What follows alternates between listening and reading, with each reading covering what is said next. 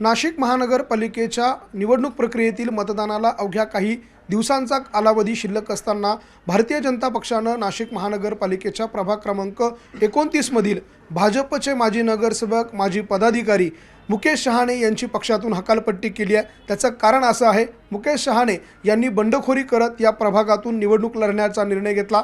मुळात त्यांच्या या सगळ्या प्रक्रियेबाबत अर्थात ही सगळी जी काही घटनाक्रम घडला ज्यामध्ये मुकेश शहाणे यांची उमेदवारी कापण्यात आली, त्या जागेवर सुधाकर बडगुजर यांचे पुत्र यांना उमेदवारी देण्यात आली, त्यांच्या घरात 2-2, 3-3 एबी फॉर्म देण्यात आले। या सगळ्यावरून जे काही वादंग झालं त्यानंतर मुकेश शहाणे यांनी अपक्ष निवडणूक लढण्याचा निर्णय घेतला आणि त्यानंतर त्यांची हकालपट्टी करण्यात आली आहे। या सगळ्याविषयी बोलण्यासाठी आपल्यासोबत स्वतः मुकेश शहाणे आहेत। तुमची पक्षाने हकालपट्टी केली आहे आणि हकालपट्टीचं पत्र देखील पक्षाने अधिकृतपणे काढलंय।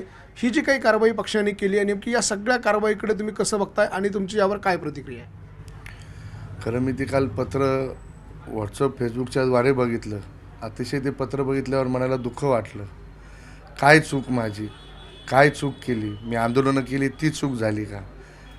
मी प्रत्येक आंदोलनात सहभाग घेतला, पक्षासाठी एकनिष्ठेने काम केलं, परंतु ज्या ज्या मोठ्या आंदोलनं झाली त्यात देखील सहभाग माझा एकट्याचा होता। मागील बघितला असेल BJP कार्यालयावर हल्ला झाला, जो त्या कोणी केला होता त्या लोकांच्या कार्यालयावर जाऊन मी पुन्हा हल्ला केला। आजपर्यंत आजच्या त्या काळात कोणी हिंमत दाखवली नाही, परंतु मी छोटे मोठे आंदोलनं सगळे केले, मी एकनिष्ठेने राहिलो। हीच माझी चूक का?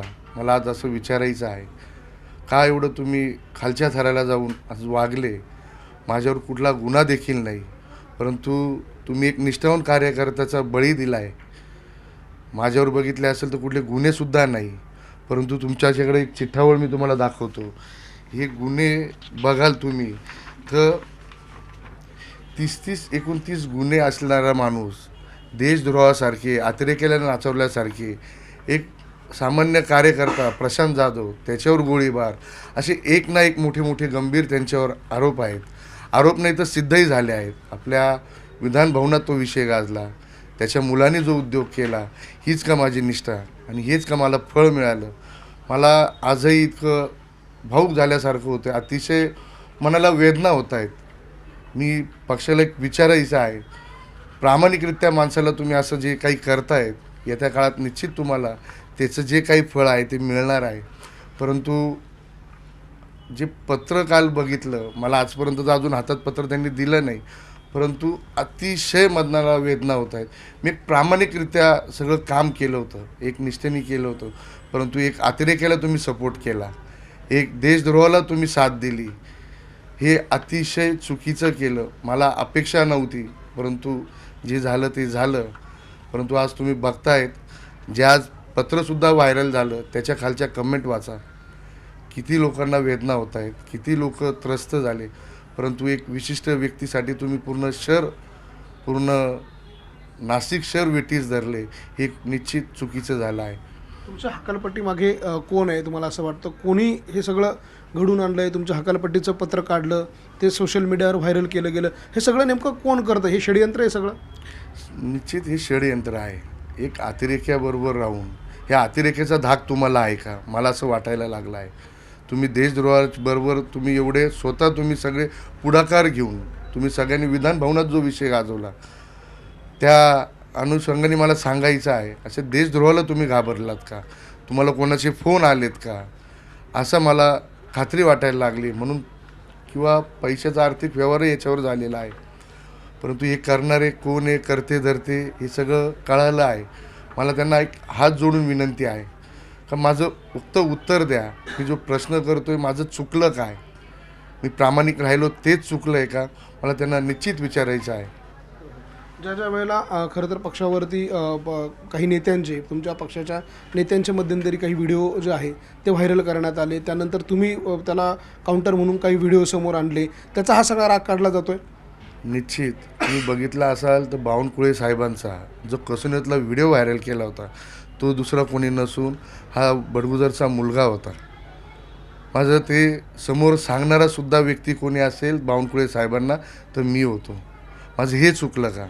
गिरीश भाऊंबद्दल, देवेंद्रजींबद्दल बोलणारा हाच नराधम बडगुजर होता। ते मीच आंदोलनं केले, मीच त्यांच्या अंगावर धावलो, हेच माझं चुकलं का?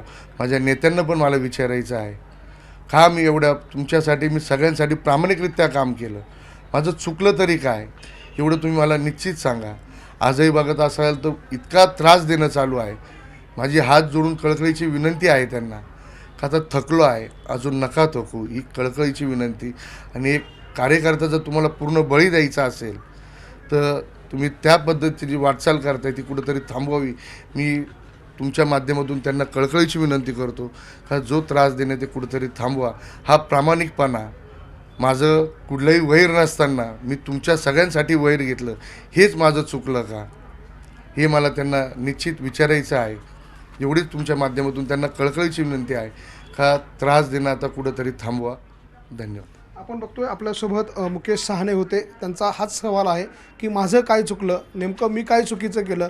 ज्या पक्षासाठी मी अनेक गुन्हे अंगावरती घेतले, ज्या पक्षासाठी मी विरोधकांच्या अंगावरती गेलो, हे माझं चुकलं का? अशा प्रकारचा सवाल उपस्थित करत हे सगळं पक्षाने थांबवावं, हे सगळं त्यांच्या नेत्यांनी थांबवावं आणि सामान्य कार्यकर्त्याचा जो बळी देण्याचा प्रयत्न चालला आहे तो थांबवावा, अशा प्रकारचं भावनिक आव्हान मुकेश सहाने यांनी केलं आहे. त्यामुळे त्यांच्या हकालपट्टीनंतर देखील त्यांनी संयमानं प्रतिक्रिया दिली आहे. त्यामुळे या सगळ्या हकालपट्टीनंतर त्यांच्या या सगळ्या निवडणुकीवर काय परिणाम होतो हे 16 तारखेनंतरच स्पष्ट होईल. लक्ष्मण घाटोळ, न्यूज 18 मराठी, नाशिक.